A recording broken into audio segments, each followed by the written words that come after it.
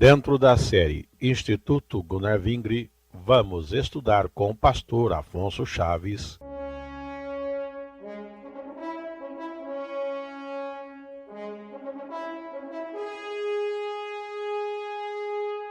o livro de Esdras.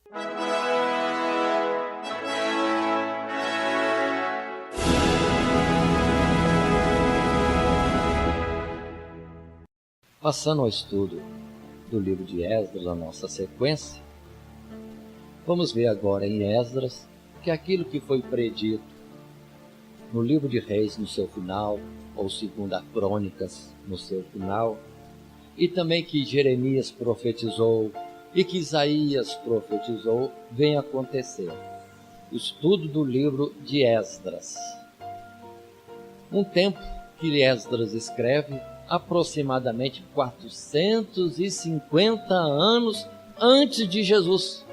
Mas observe que tudo o que estamos passando ou iríamos passar, ou os cristãos iam passar nos milênios, já está anunciado nos livros dos profetas. Mas não terminou. Aqui temos o livro de Esdras, que não é um profeta. Este livro é colocado como um livro histórico, mas temos nele o cumprimento de todas as palavras que os profetas disseram. E a vida continua, a luta do povo de Deus continua. Qual seria o tema do livro de Esdras? Restauração de uma nação. Esse livro tem duas partes distintas. A primeira parte vai do capítulo 1 ao capítulo 6, quando nós temos um decreto que traz o anúncio da liberdade do povo de Israel e um primeiro grupo regressa a Jerusalém. E uma segunda parte que seria um segundo regresso, agora sobre o comando de Esdras, do capítulo 7 até o capítulo 10. Alguns estudiosos colocam essas duas partes, que são notórias no livro de Esdras. Mas se é restauração de uma nação, também poderíamos colocar essas duas partes numa citação diferente. Como primeira parte, uma restauração religiosa. O povo trabalhando para construir o templo e voltar à normalidade de culto a Deus. Porque depois de 70 anos, há quanto tempo sem buscar a Deus, sem cumprir os rituais de oferta e aproximação e expiação de pecado diante de Deus? Então, uma primeira parte seria a restauração religiosa. O templo sendo reconstruído, o culto a Deus voltando à normalidade. E a segunda parte, nessa forma de ver, a restauração espiritual, quando Esdras chega trazendo conhecimento da lei de Deus, divulgando, ensinando o povo isso e exortando a obediência dos mandamentos da lei de Deus. Então temos essas duas partes. Esdras, os 6 primeiros capítulos, decreto o primeiro regresso, ou a restauração religiosa. E capítulo 7 até o capítulo 10, segundo regresso agora com Esdras, ou a restauração espiritual do povo de Deus após todo esse desastre. Fazendo algumas considerações, vamos observar no livro de Esdras várias coisas. Quem escreveu esse livro? Dizem ser Esdras. Sim, ele pode ter escrito, mas os 6 primeiros capítulos não são acontecimentos do tempo dele, porque do capítulo 6 ao capítulo 7, nessas duas partes do livro de Esdras, décadas se passam, porque a narrativa é contínua, letra após letra, palavra após palavra, acontecimento após acontecimento, mas décadas passam. Primeiro um grupo volta do cativeiro, passam-se talvez 60 anos e vem um segundo grupo agora com Esdras. E o tempo está passando. Continuando, nós vamos ver no livro de Esdras, fatos que precisamos compreender, terminado o cativeiro, o povo de Deus que foi espalhado pelo mundo todo, o que restou, o remanescente, que os demais foram destruídos. Não todos voltam para Jerusalém e para Israel. Temos 3 regressos notórios. O primeiro, de imediato, quando o decreto saiu e o líder foi Zorobabel. Temos um segundo retorno, mas um grupo volta. E aí nós temos Esdras, líder desse novo grupo. Passam-se décadas e teremos outro regresso notório. Agora será com Neemias, no estudo também à frente.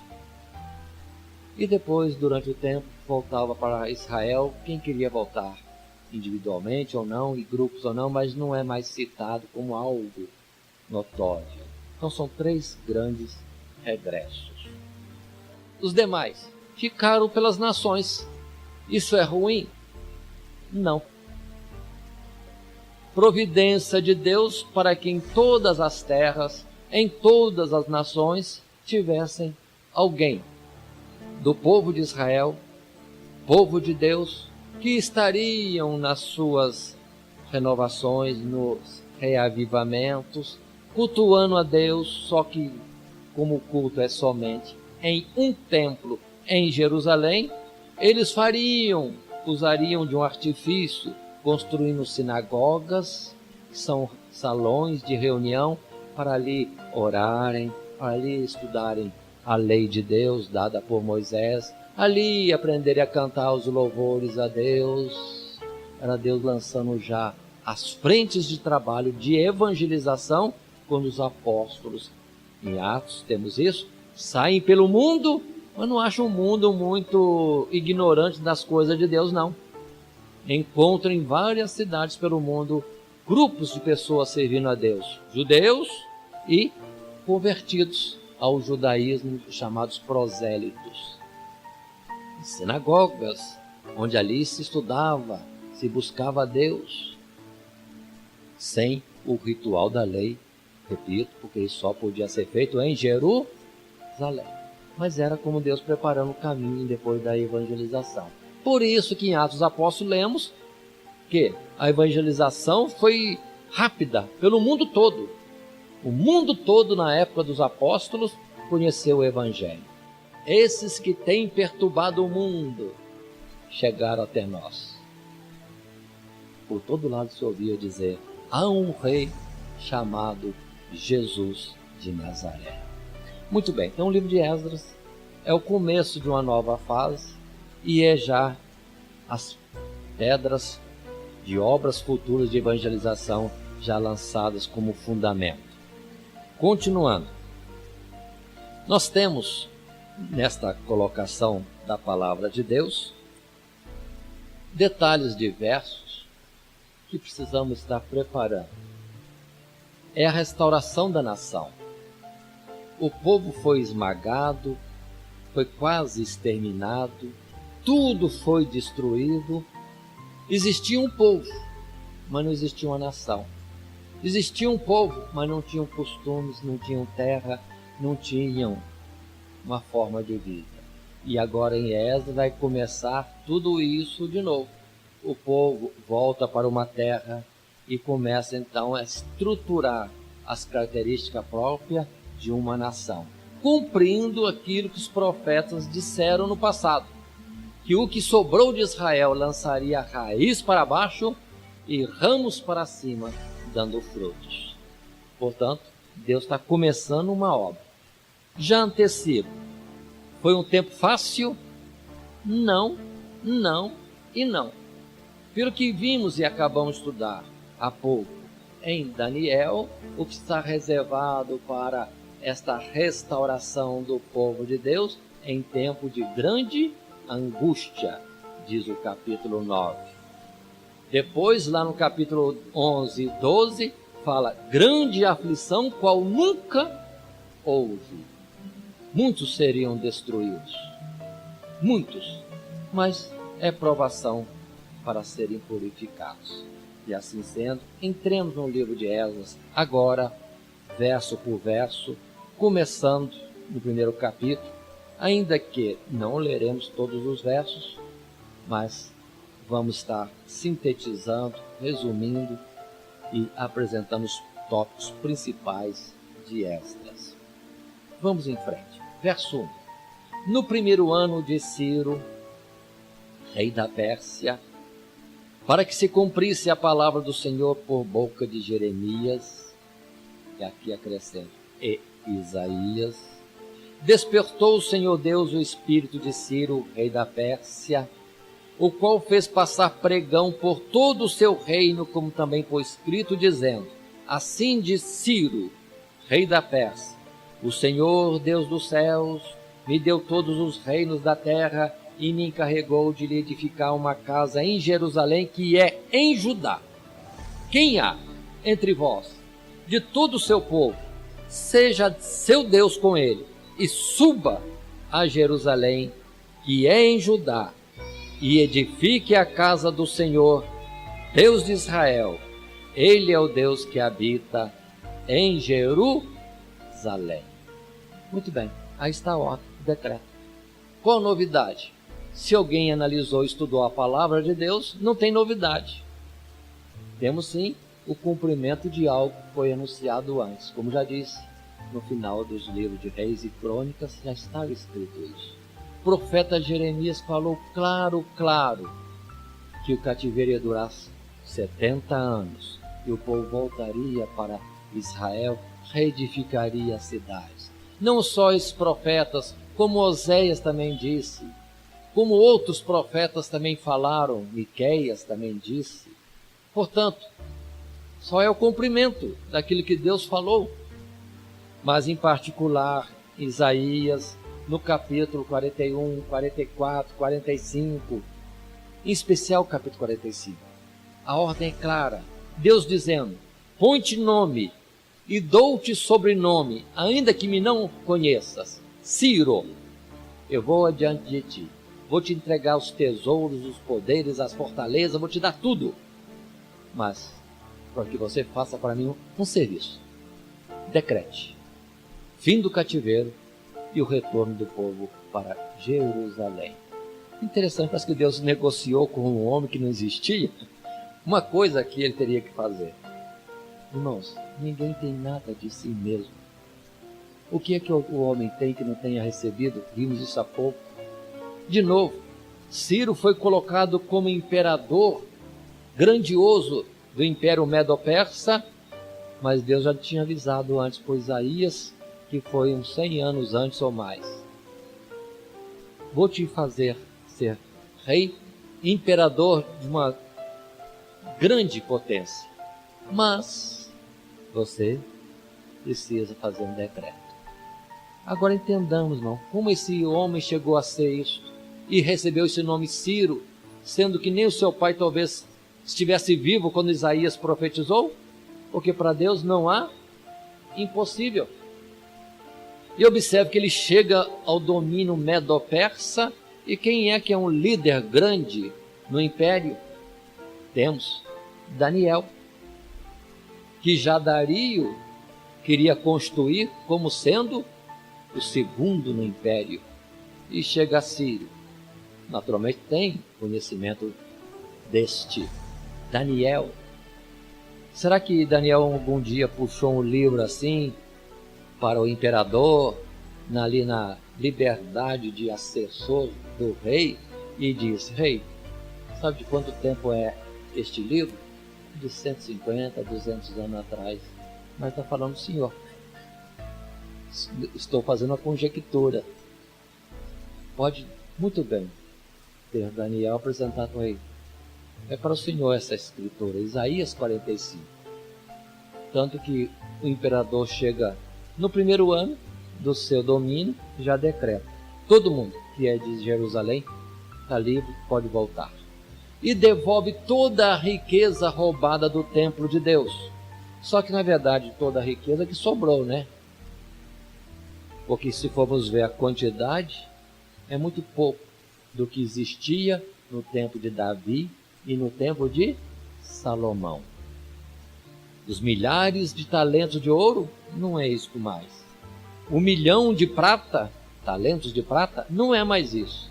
Mas a riqueza que existe ainda, que foi encontrada nos palácios, foi tudo devolvido para Jerusalém. E a palavra diz, ainda no capítulo 1, mais à frente, verso 5, então se levantaram os chefes dos pais de Judá e Benjamim, e os sacerdotes e os levitas, com todos aqueles cujo espírito Deus despertou, para subirem a edificar a casa do Senhor Deus, que está em Jerusalém. Observe que o destaque fala gente de Judá, gente da tribo de Benjamim, sacerdotes e levitas. Onde estão as outras tribos? Se alguém restou das outras tribos, é uma quantidade muito pequena que não ficou notória, para se classificar como um grupo pertencente a uma das outras tribos. Por isso que depois, em vez de se falar muito de israelitas, passa a se falar muito de judeus, porque a tribo de Judá praticamente dominava e era a grandíssima maioria do que restou das 12 tribos de Israel. Até hoje, fala-se muito de judeu, judaísmo, etc. Por quê? Só sobrou praticamente esses. Mas, mesmo assim, por que Benjamim? Porque Benjamim ficava no sul junto com Judá. Por que os sacerdotes? Porque os sacerdotes tinham função em Jerusalém. Por que levitas? Porque eles tinham que cuidar do santuário em Jerusalém. Então esses ficaram, porque é justamente a nação de Judá, as 2 tribos e o serviço a Deus que existia em Jerusalém. Mas os demais que ficavam nas outras tribos, aí foi totalmente destruído, pouco restou, muito pouco, nem se cita. Mas continuando, verso 7 que fala, o rei Ciro tirou os utensílios da casa do Senhor, que Nabucodonosor tinha trazido de Jerusalém e que tinha posto na casa dos seus deuses. E verso 11, todos os utensílios de ouro e de prata foram 5.400.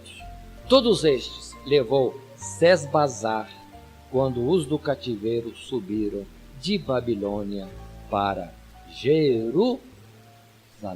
Então imagine uma comitiva grande de povo saindo da Caldeia e outros lugares mais, com Zorobabel como líder, e foram indo para Jerusalém. Qual a quantidade? Vamos ver. Nós temos no capítulo 2, a partir do verso 1, a enumeração. A enumeração. Diz o verso 1, estes são os filhos da província que subiram do cativeiro, dos transportados que Nabucodonosor, rei de Babilônia, tinha levado para a Babilônia, e tornaram a Jerusalém e a Judá, cada um para a sua casa, os quais vieram com Zorobabel, Jesua ou Josué, Neemias, Seraías, Reelaías, Mardoqueu, Bizã e outros nomes mais citados. Cuidado, esse Neemias aqui e esse Mardoqueu não são da história que depois vai citar outro Neemias, outro Mardoqueu, porque os nomes são comuns em Israel. Mas é um grupo de líderes que saiu do cativeiro e estão voltando para Israel. E vão iniciar uma listagem de todos que estão voltando. É a primeira lista dos que estão voltando à pátria de Israel. E diz a palavra assim no verso 3, os filhos de Parós, 2.172. E começa a citar por cidade. Por cidade.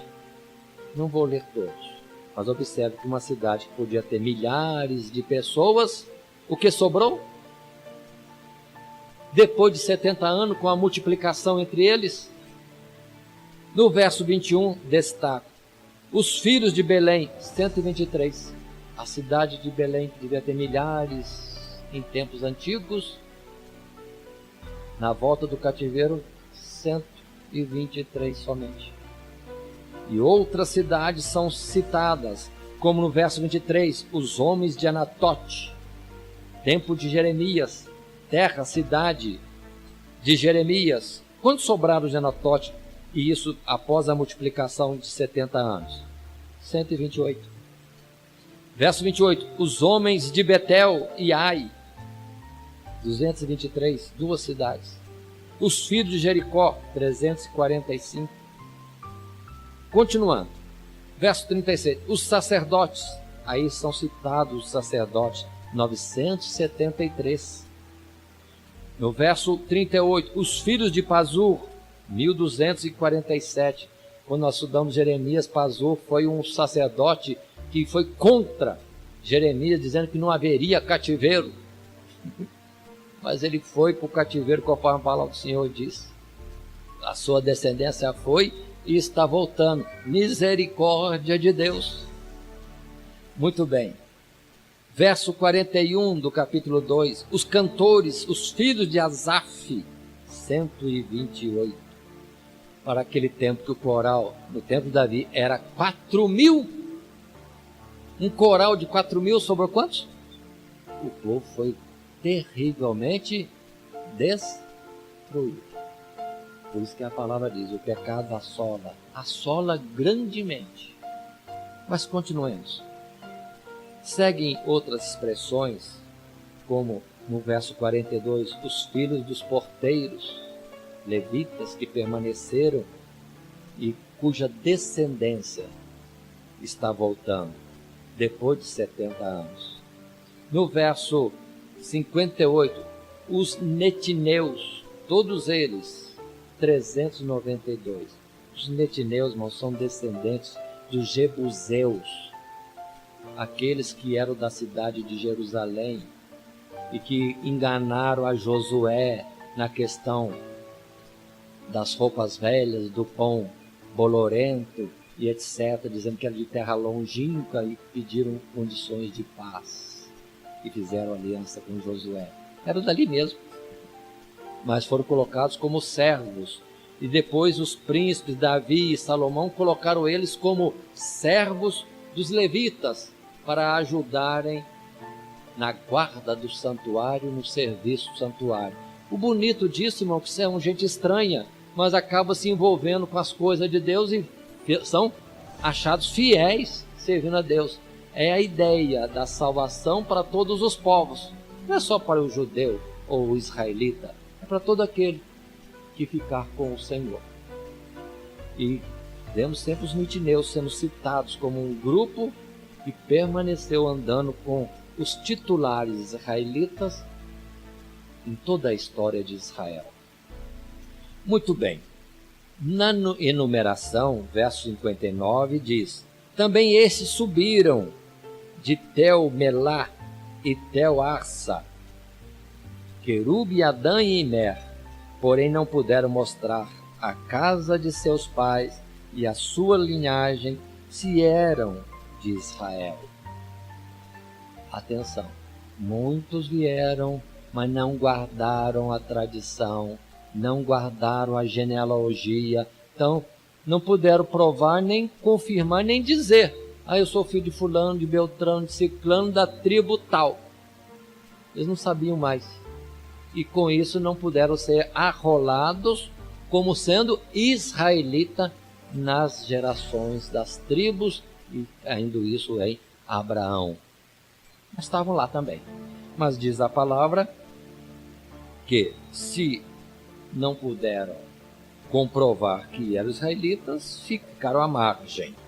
Mas isso não sucedeu só com este grupo, não. Verso 61 diz: e dos filhos dos sacerdotes, um grupo que se titulava sacerdote, diz o verso 61, mas não puderam provar que eram de fato da descendência de Abraão, em especial da descendência na tribo de Levi, em especial mais ainda da família de Arão, para serem aceitos como sacerdotes. Não puderam provar.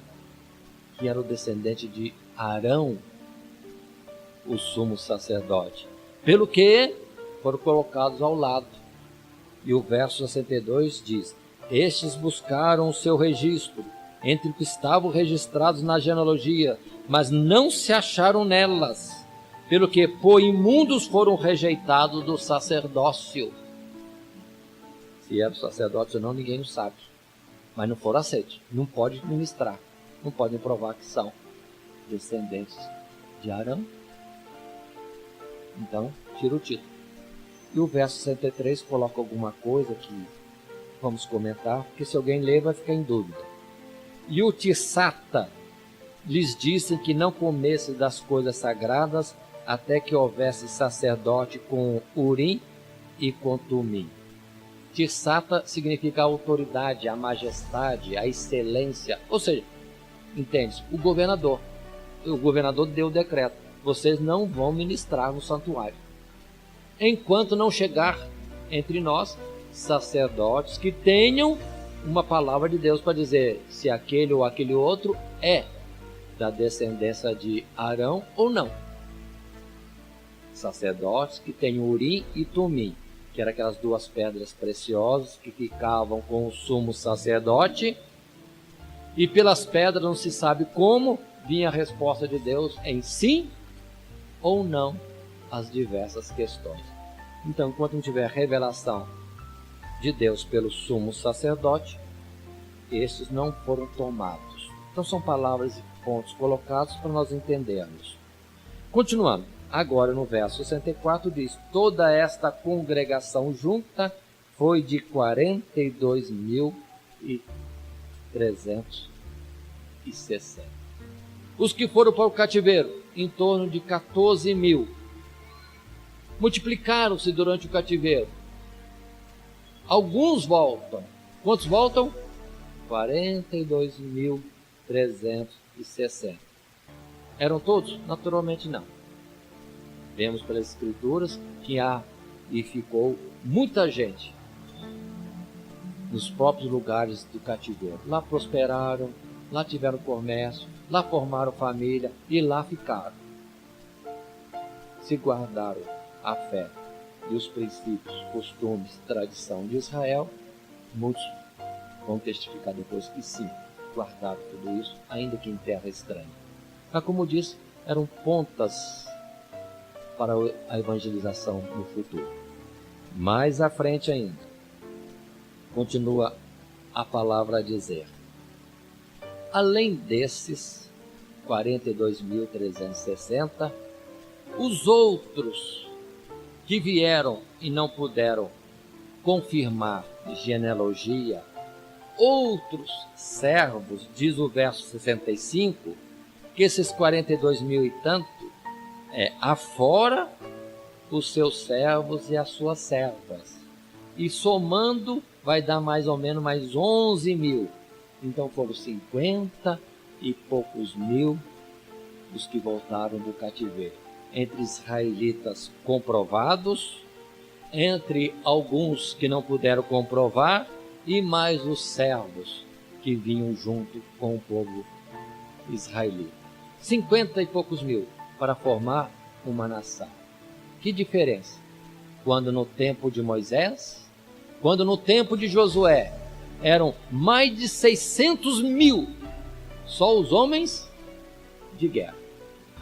Então, convenhamos, não vem um grande povo formar uma nação, vem um grupo pequeno, 50.000, contando todo mundo. Que diferença! Portanto, aprendamos a lição. Para sair do Egito, para sair do mundo, para ser salvo no mundo, Deus salva de monte. Mas nem todos os chamados são escolhidos. Nem todos que são recebidos, que vêm ao conhecimento do Evangelho, ou chegam ao conhecimento do Evangelho, permanecem. Perseveremos, porque desviando, os que se desviam ainda acham misericórdia para voltar, são poucos. São poucos. Para salvar, Deus salva de montão. Ao monte. Não importa a situação. Deus quer salvar. Mas uma vez estando na casa de Deus, provando os bens celestiais e se afastar, a queda é grande. Para ter retorno, quão dificilmente voltam os que se desviaram. Entendamos isso. Porque aqui estão voltando os desviados e a sua descendência. Muito poucos. Dos 600 e tantos mil, só contando os homens de guerra. Indo à frente. Capítulo 3. Primeira coisa que temos no capítulo 3, como atuação primeira dos que voltaram do cativeiro, é restabelecer o culto a Deus. Mas nem todos os 50 mil voltaram para Jerusalém. Se espalharam cada um procurando as suas cidades. Alguns foram para Jerusalém. Não muitos. Primeira providência, então, diz o capítulo 3, no 7º mês, ali estando Zorobabel, que era o líder, entendido como sendo o governador desse grupo de judeus que voltaram por ordem de Ciro. Primeira atuação é levantar o altar para culto a Deus em Jerusalém. E ali nesse altar começa então a vida religiosa, apresentando sacrifício, expiação de pecado, holocaustos e ali tendo a comunhão com Deus. Assim que está escrito no capítulo 3, edificam primeiro o altar. Verso 6.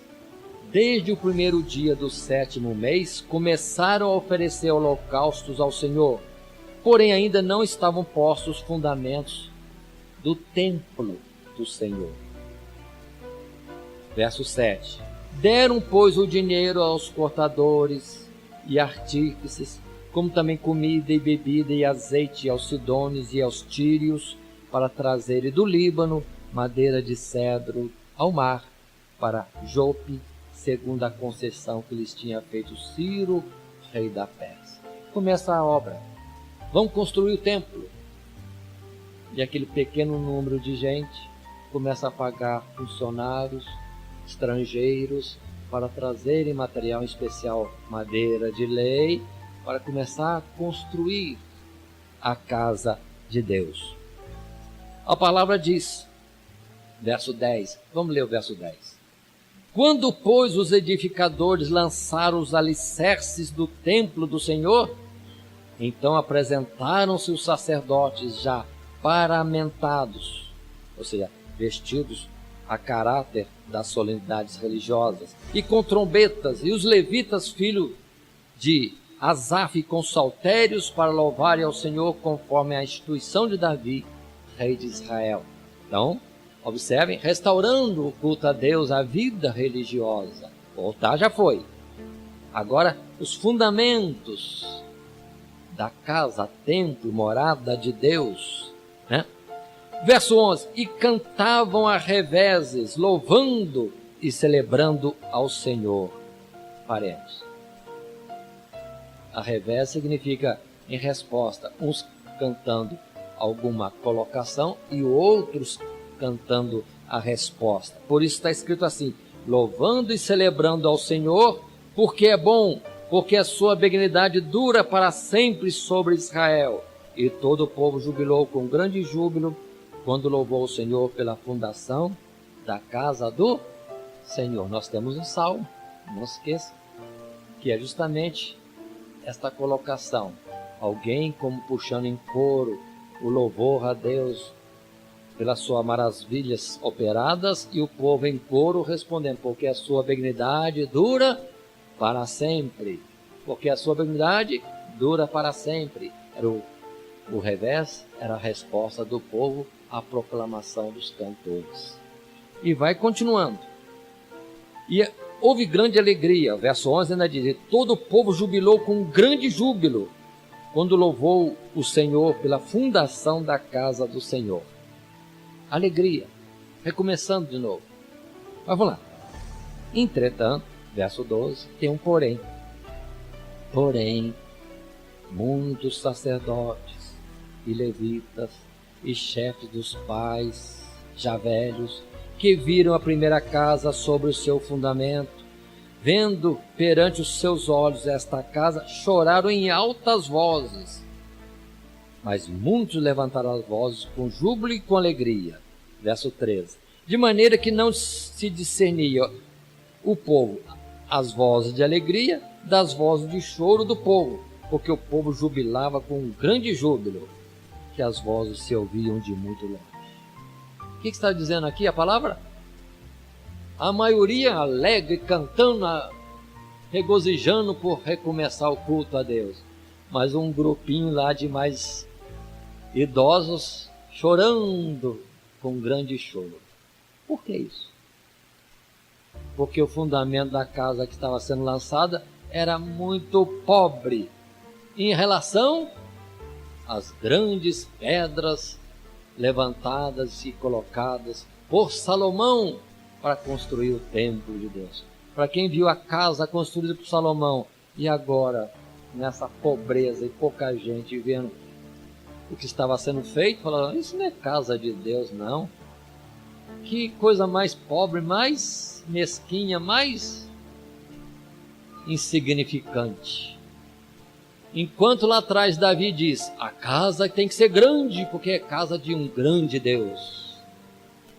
Agora, o mesmo Deus grande tendo uma casinha tão pequena, com um povo tão pequeno em número e tão pobre de recursos, numa época tão difícil.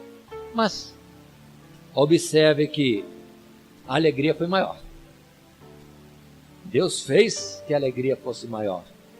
Aí não está escrito aqui porque é uma passagem dos profetas que vai dizer, se houve tristeza, entretanto não é para ser triste, é para ser alegre, que nessa casa pequena, humilde em relação àquela casa suntuosa, rica de Salomão, haveria muito mais glória, porque ali estaria o desejado das nações. Falando que nesta construção simples, viria Jesus, o Rei dos Reis, o Todo-Poderoso, o Pai da eternidade, o Deus forte, se faria presente ali.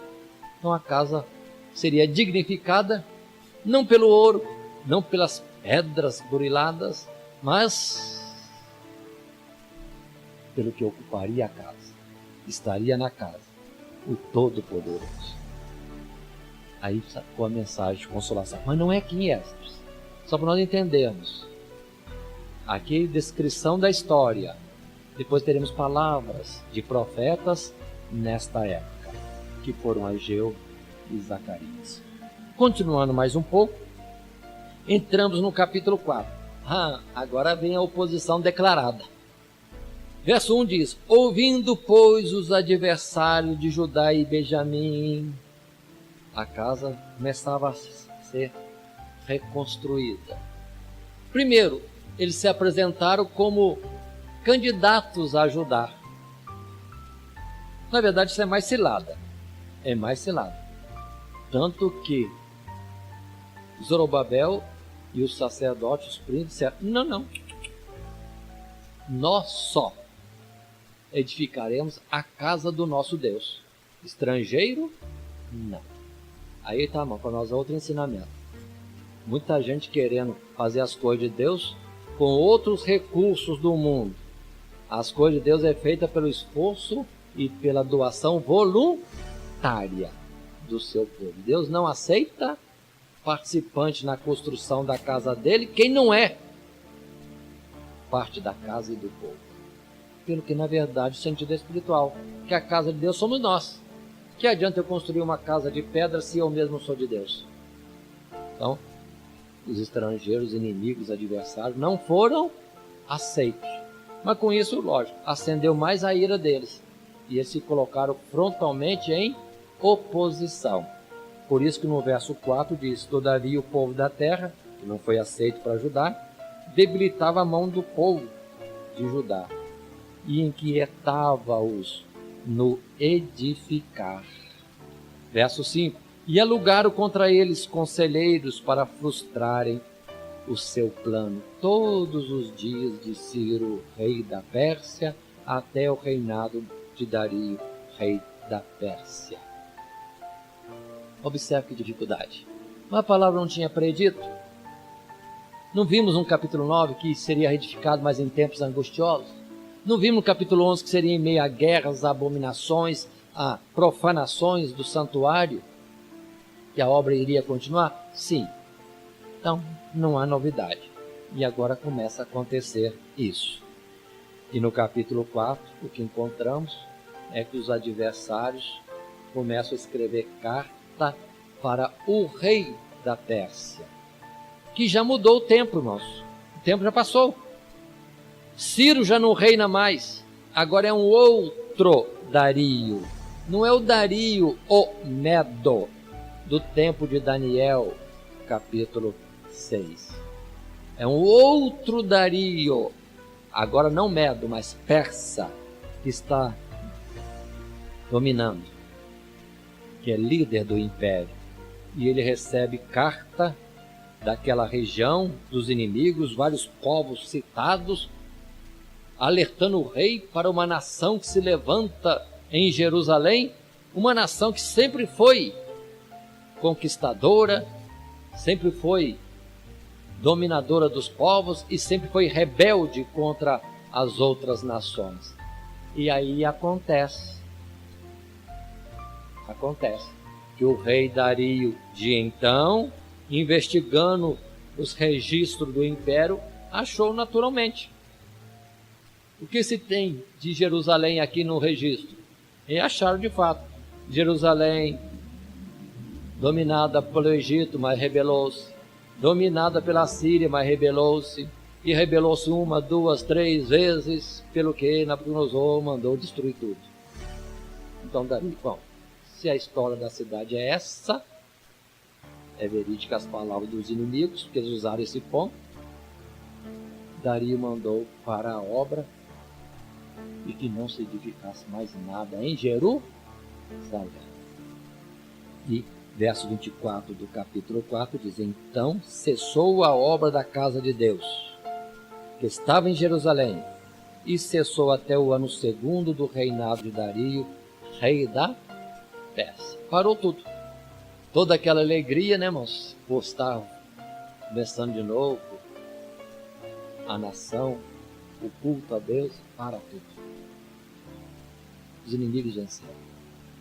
Mas, capítulo 5, Deus levanta profetas.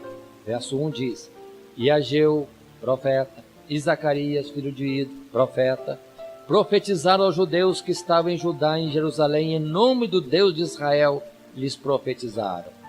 Verso 2: então se levantaram Zorobabel, filho de Sealtiel, e Jesua, filho de Josadaque, e começaram a edificar a casa de Deus que está em Jerusalém, e com eles os profetas de Deus que os ajudavam. Paremos.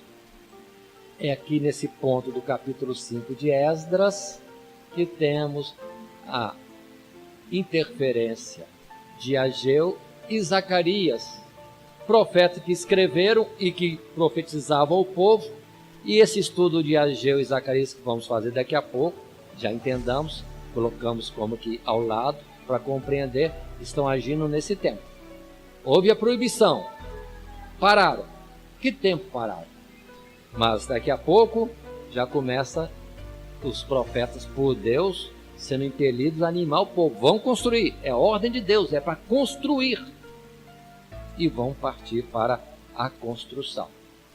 Verso 5, ou mesmo verso 3, poderíamos estar atentando.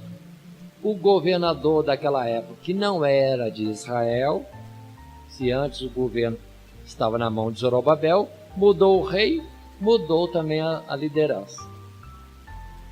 É alguém chamado Tatenai, governador daquém do rio. Ele vai lá e fica vendo o povo mexendo para reconstruir o templo.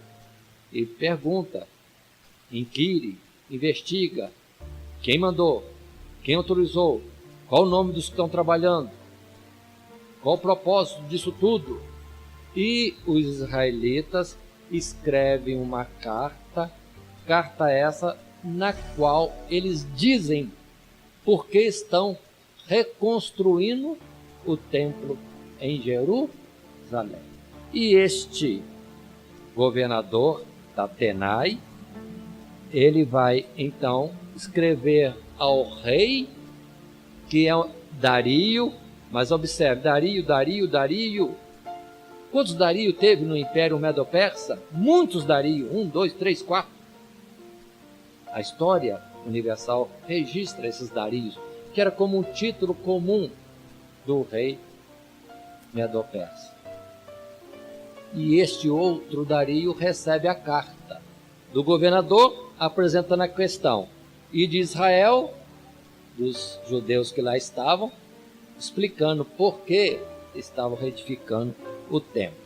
E nós vemos então esta palavra no verso 11 do capítulo 5, quando eles dizem: e essa resposta nos deram, diz o governador, dizendo, observe como os judeus explicaram, e leiamos uns versos: nós somos servos do Deus dos céus e da terra, e reedificamos a casa que foi edificada muitos anos antes, porque um grande rei de Israel a edificou e a aperfeiçoou.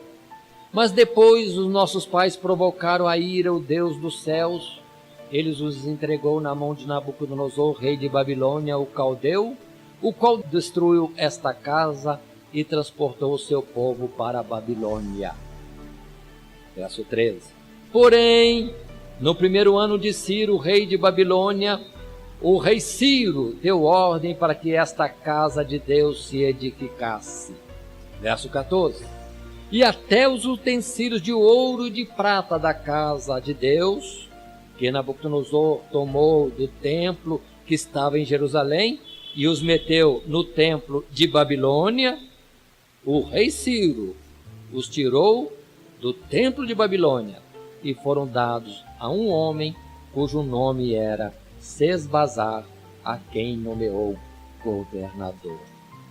Aqui coloca esse Sesbazar,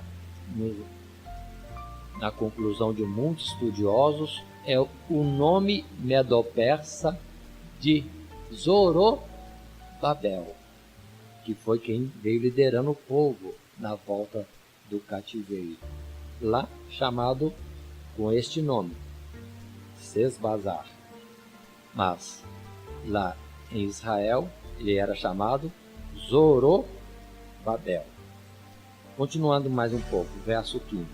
E disse-lhe, o rei Ciro disse-lhe, é a defesa do povo de Israel na sua escrita: toma esses utensílios e vai e leva-os ao templo que está em Jerusalém e faz edificar a casa de Deus no seu lugar. Então veio o dito Sesbazar e pôs os fundamentos da casa de Deus que está em Jerusalém, e desde então para cá se está edificando e ainda não está acabada. Aqui termina a palavra da carta dos israelitas. Verso 17 é o governador dizendo: agora, pois, se parece bem ao rei, busque-se na casa dos tesouros do rei que está em Babilônia, se é verdade haver uma ordem do rei Ciro para edificar esta casa de Deus em Jerusalém, e sobre isso nos faça o rei saber a sua vontade. Capítulo 6. Então o rei Dario deu ordem, e buscaram na chancelaria, onde se metiam os tesouros em Babilônia. Pronto, as palavras seguintes vão ser isso mesmo. O rei Dario, imperador medo-persa, vai ter em mãos o decreto de Ciro, que disse que se edificasse Jerusalém e o templo, e até oferecia recursos financeiros do próprio rei para que assim construísse. Pelo que a resposta do rei agora para o governador dali, da região da Palestina, é esta. Verso 8 do capítulo 6. Diz Dario: também por mim se decreta o que haveis de fazer com os anciãos dos judeus, para que edifiquem a casa de Deus, a saber, que da fazenda do rei, dos tributos da além do rio, se pague prontamente a despesa a estes homens, para que não sejam impedidos.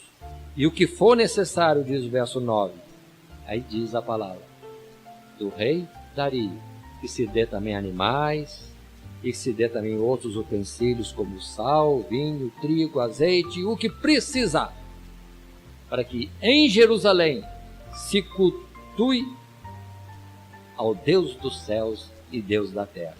Observe que Ciro ordenou, e agora um novo rei Dario dá a mesma ordem, e ele mesmo se envolve, decretando que da fazenda real alguma coisa se tirasse para os sacrifícios a Deus. E, verso 10, para que ofereça um sacrifício de cheiro suave ao Deus dos céus, e atentem agora, e orem pela vida do rei e de seus filhos. Então Dario está no mesmo propósito, que eles cultuem a Deus e orem por nós. Rei, imperador, Medo-Persa e seus filhos. Verso 11.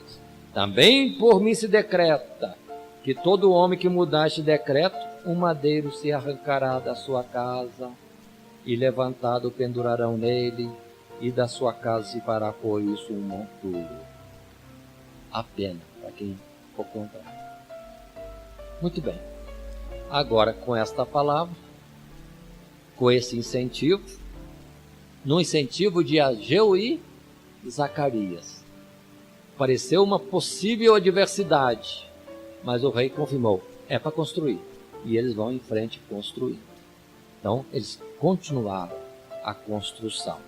E a palavra diz no verso 15 do capítulo 6, acabou-se esta casa no terceiro dia do mês Adar, que era o 6º ano do reinado do rei Dario.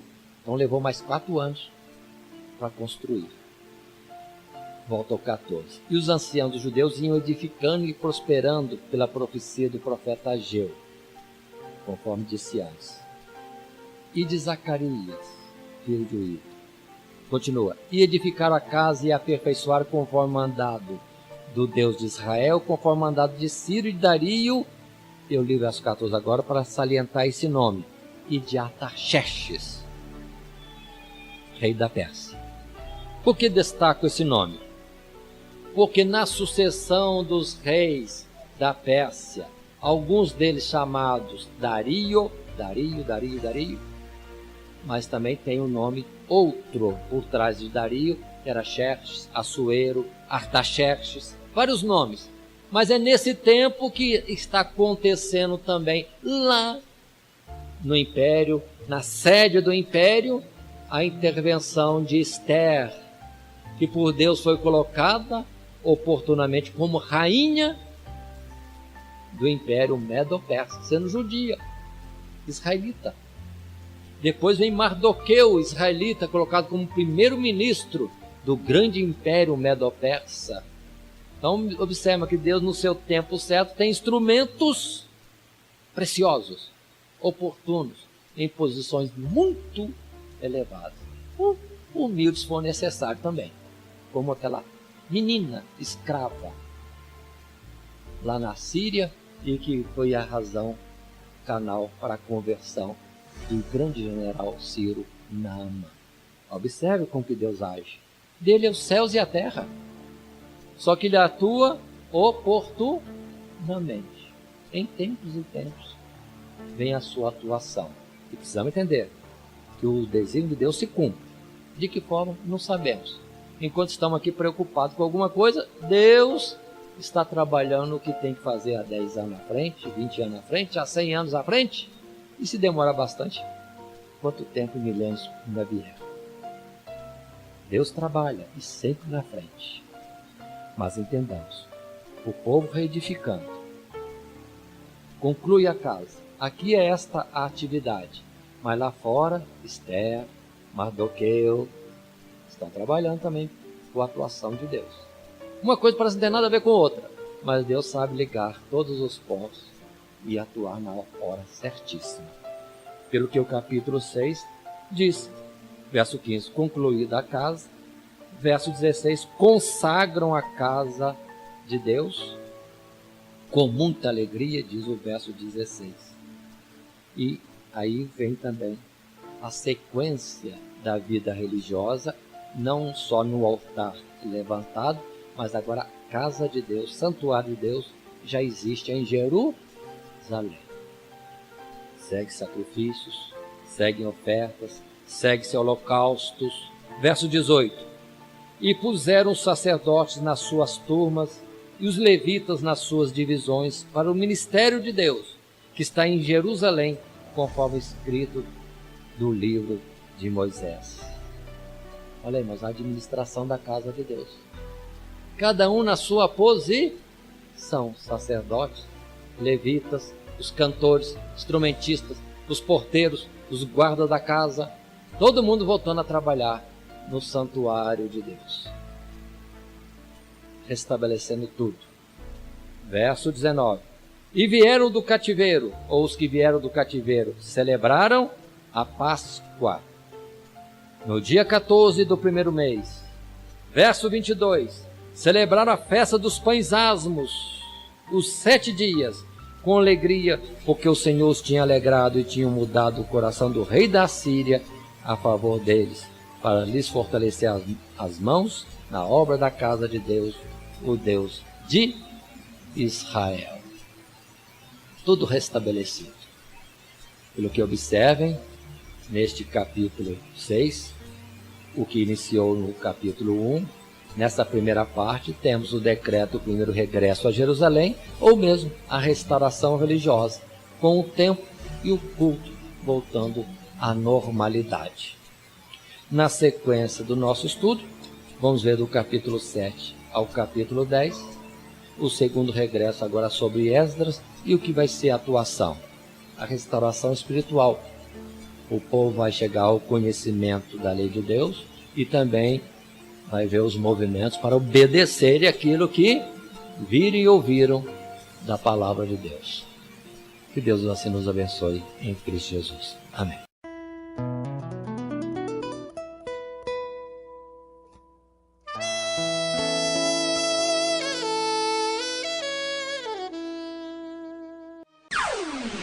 Todo dia, toda hora, muito mais prazer em ouvir. Radionete Grata Nova. Web Rádio, a qualidade que faz a diferença, cada vez mais necessária. Rede Grata Nova de Evangelização. Acesse nosso site www.horadadecisão.com.br. Hora da Decisão, tudo junto, sem acento.